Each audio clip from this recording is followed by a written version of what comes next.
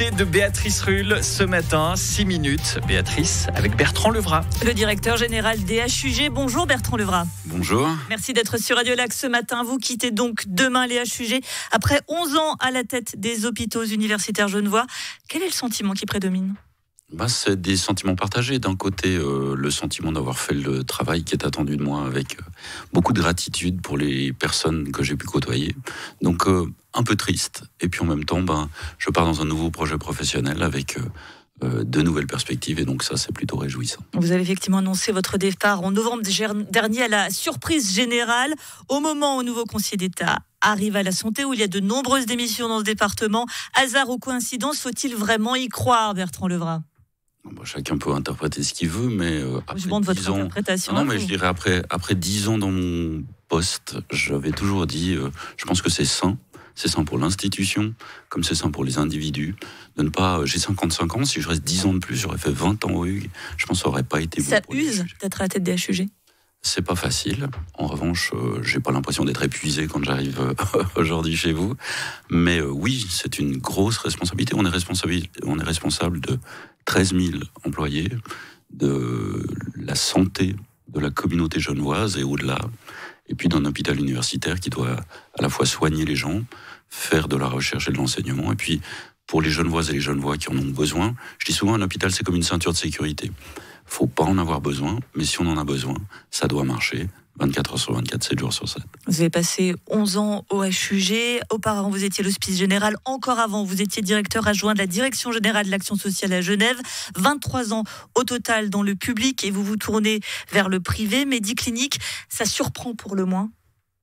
Alors, ça surprend certains, mais en même temps, c'est plutôt réjouissant de penser que les compétences et les qualités que les gens développent, à la fois dans le privé ou dans le public, permettent de changer pour pouvoir en faire bénéficier les patientes et les patients.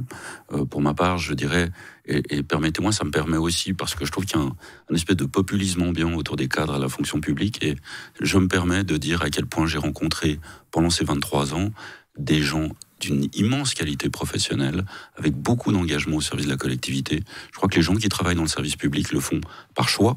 Ils peuvent tout à fait avoir leurs compétences dans le privé également, mais le font par choix au service de la collectivité. Alors je me permets ce matin de rendre hommage à tous les fonctionnaires, des gens qui travaillent avec beaucoup de compétences et d'émotions au service de la collectivité genevoise. Et je trouve que ces temps, on entend un petit peu beaucoup de fonctionnaires bashing comme ça, où c'est un petit peu facile. C'est pas des gens qui le font par dépit, c'est des gens qui le font par choix au service de la collectivité. Je l'ai fait avec honneur, avec bonheur pendant 23 ans. 11 ans, en tout cas, la tête des HUG avec une crise hors norme à gérer, la crise Covid. Est-ce qu'il y a un moment où vous vous êtes dit, on va pas y arriver, l'hôpital, le personnel, je ne vais pas tenir? Ça a été 7 vagues successives, extrêmement compliquées, parce que d'abord dans les premières, on ne savait pas où on allait, on ne savait pas si on n'allait pas mourir nous-mêmes, comme soignants ou comme professionnels. Plusieurs directeurs d'hôpitaux sont morts du Covid dans différents pays du monde. Donc les premières vagues, c'était très angoissant, effectivement, mais en même temps, la certitude qu'il fallait y aller avec des équipes extrêmement dédiées qui étaient très professionnelles, et donc on ne se pose pas la question. Vous avez eu peur de mourir ? Oui, j'y ai pensé. Et en même temps, il était évident que si les équipes allaient auprès des patients, j'y allais aussi. J'ai été tous les jours dans des unités Covid, j'étais tous les jours en soutien des équipes, et je n'ai pas de regret par rapport à ça, c'est-à-dire, il fallait y aller à ce moment-là, mais je vous rappelle, au début, on ne savait pas ce qu'était le virus et quelle était sa létalité. Qu'est-ce qui vous a appris, ce virus, sur vous-même ? Qu'il faut savoir assumer ses responsabilités jusqu'au bout, être courageux dans la tempête, et puis qu'on ait une équipe exceptionnelle, et d'une certaine manière, c'est peut-être paradoxal de le dire, mais c'était un peu la période de la moisson pour un directeur général.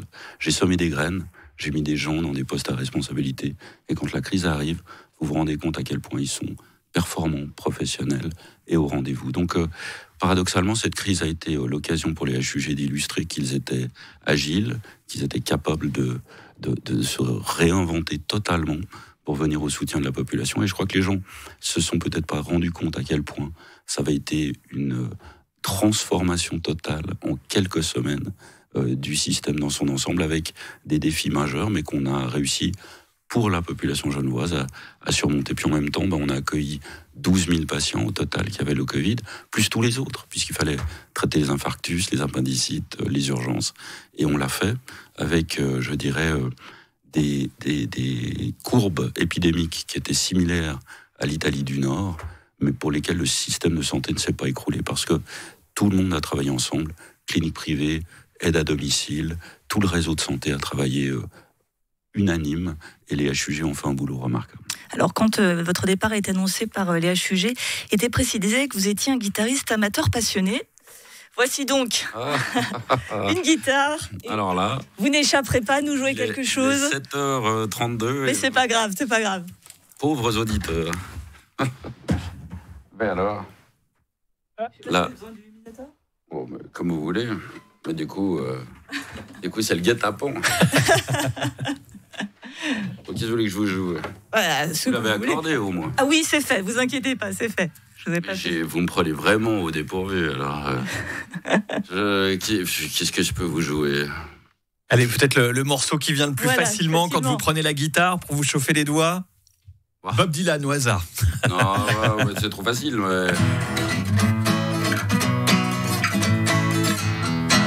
je vais pas.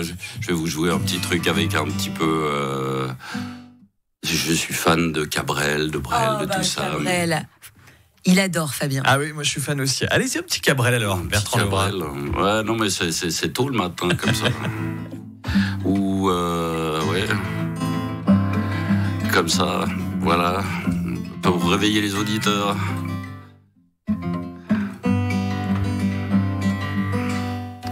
Mais non, je ne veux pas chanter, là, c'est trop tôt. C'est trop tôt et j'ai du respect pour vos auditeurs. Mais merci de m'amener une guitare comme ça le matin. Les doigts à la voix, j'ai besoin d'encore un café. Mais en tout cas, merci, vous aurez même révélé que je suis guitariste en direct à la radio. Merci. Elle a des dossiers, Béatrice. Merci infiniment, Bertrand Lebras, directeur général du HUG. Permettez-moi, je pense au nom de tous les Genevois, de vous remercier pour ces 11 ans, pour cette gestion de la crise. Et merci également, évidemment, à tout le personnel du HUG, des HUG. On les a applaudis il y a 4 ans, on les applaudit peut-être plus, mais on reste profondément en plein de gratitude envers tout ce qu'ils font encore aujourd'hui.